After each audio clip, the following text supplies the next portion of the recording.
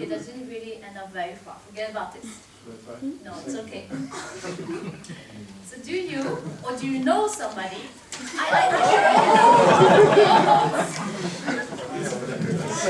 Do you, or do you know somebody that actually has the anxiety of flying?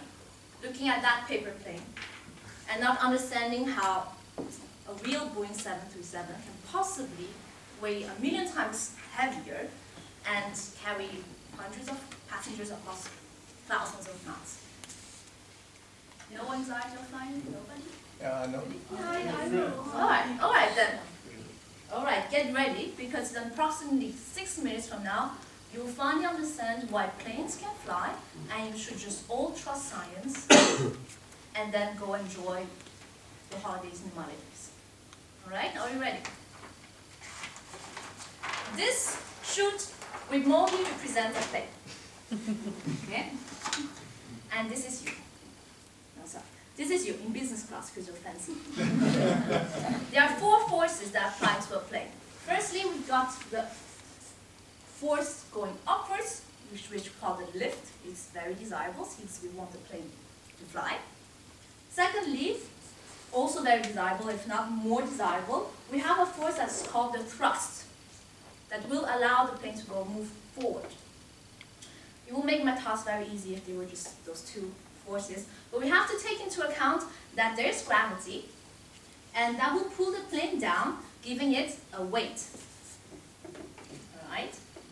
And now there's a more difficult force that also applies to the plane, because there's aerodynamics, air resistance that are involved, so the plane will feel a drag force. Lift, thrust, weight, and drag. So when you're taking off, all you need to make ensure is that your lift force is greater than your weight, and that your thrust is much more exceeding your drag. And when you're up in the sky, it will be okay when your lift is equal to your weight. You will just panic. Alright? So drag and weight, gravity and air resistance are both 2 things that we cannot really have a say on. So let's consider them as constants for the exercise today. So I will be digging a little bit more into the thrust and the lift to make you understand why planes can fly. All right.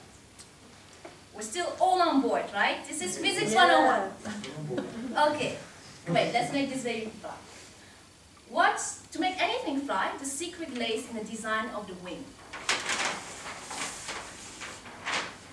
This is supposed to be a wing, I'm sorry. Let's try to explain first. You're looking at it from this angle. Your eyes are here, you're looking at this angle. Alright, so this is the wing. You're about to take off. You hear your engines rolling.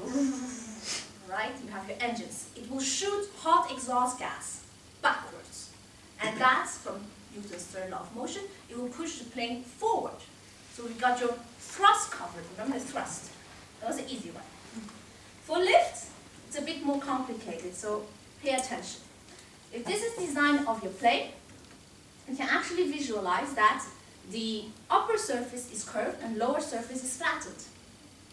So if you can visualize an airstream, it will brush around the wing like this. And since the upper surface is curved, your air will travel a longer distance above the wing than below the wing. And there is now a law called the Bernoulli's law, which states in a fluidic media, an increase in speed, velocity, will go simultaneously with a decrease in pressure. So, since this goes faster than here, the pressure will go down, whereas the pressure here will go up. Low pressure, high pressure. The lifting force is created. So this is how it will keep your plane up. Okay? Now, if you're thinking, well, a little pressure difference is going to cut it and prevent the plane from crashing down, I cannot really disagree with you. This will not even make your plane take off. But luckily, we can relay on Newton's third law of motion again. That states when you have a force, an air force that is giving an upward force to your plane must give an exact opposite force downwards. And this force can be created when your wings are a bit tilted back. So, tilt back, wing. So when the wing will hit, your wing will generate an equal force upwards. Newton's law. So that is a second strength to the plane that will make your plane go. And thirdly, let me take another color. In a very high speed, that's why when you are about to take off, you really build this velocity and this momentum. In a very high speed, when your wing is tilted back, your air will travel like this, leaving this side empty, which is creating a vacuum. Vacuum, sucking force, right?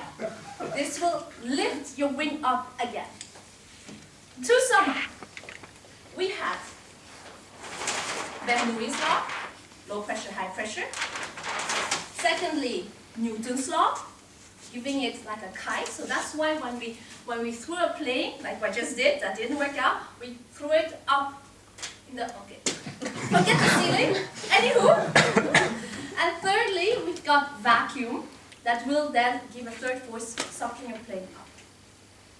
That's very hard physics. Huh? I think everyone is thinking same. Can you explain turbulence? The turbulence? Yes, what is the reason for turbulence? The turbulence is just different air temperature that will flow with the wing. No, it doesn't mean anything with the wind. No. Well, it's the wing, but it will not make it will still fly. you wanted to become red, huh? So to summarize, we've got three great forces. So I hope this somehow can make you relax a little bit and conquer your fear of flying anxiety and just enjoy a coconut in the Maldives.